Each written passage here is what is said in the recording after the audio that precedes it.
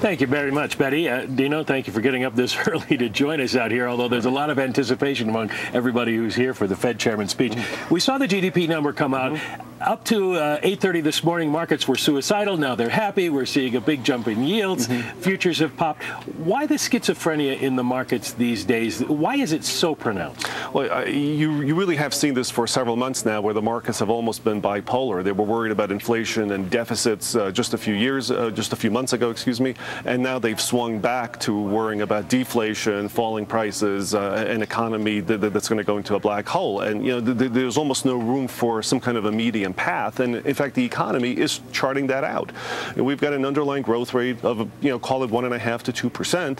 And that's what you see when you look at real final sales. That's what you see when you strip out some of the factors that jerked the overall market around. So so I think that the economy actually is growing, but growing slowly. And this is something that is taking some getting used to for both the bulls who want to see 4% growth and also for the bears who want to see deep deflation. You're getting neither right now. Well, what should then Ben Bernanke say today? What does he need to say to make the situation better, however you define better?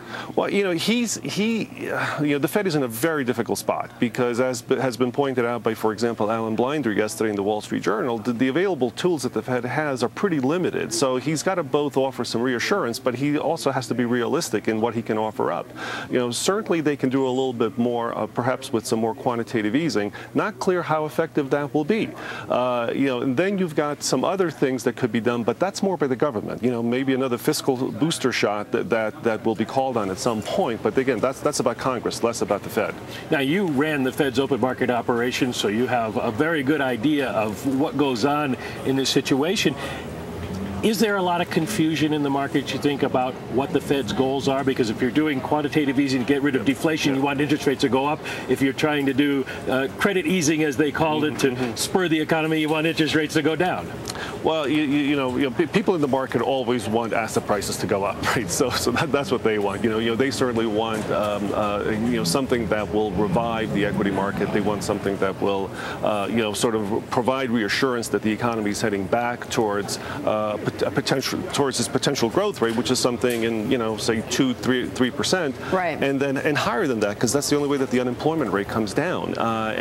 This is where the real struggle is, because if you're growing at 1.5% to 2%, which is what it seems like we are, the unemployment rate will stay stuck where it is, and you're talking about an extended period of high unemployment rate, and that's the problem for Congress. That's a problem for the government. Yes. I just want to jump in here because we've been talking a lot about what the Fed can do and about what the markets are looking for, but I'm not so sure if much of what the Fed does is really going to make a big difference to what a CEO is going to do about his company.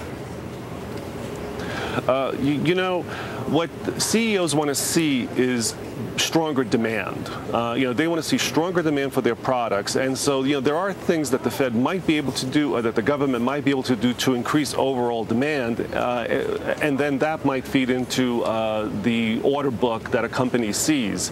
But it is indirect. It is something that takes time. It isn't something that can work immediately, and instantaneously. And that's a bit of the frustration, because people want something that will work immediately, that will solve our underlying problems very, very quickly, and this is a problem that will take longer to work through. Well, that kind of begs the question of what Bernanke can say today. Fiscal policy off the table, monetary policy works with a lag. Can he say enough to restore confidence, and is it unfair for the markets to ask him to do that? Well, it's again, he has a tough task. I think the key is that can he provide us an analysis of the market, of the economy, excuse me, that will provide some kind of reassurance. It's not an easy task. It will be difficult. Dino Kos from Portales Partners, thank you again for getting up so early.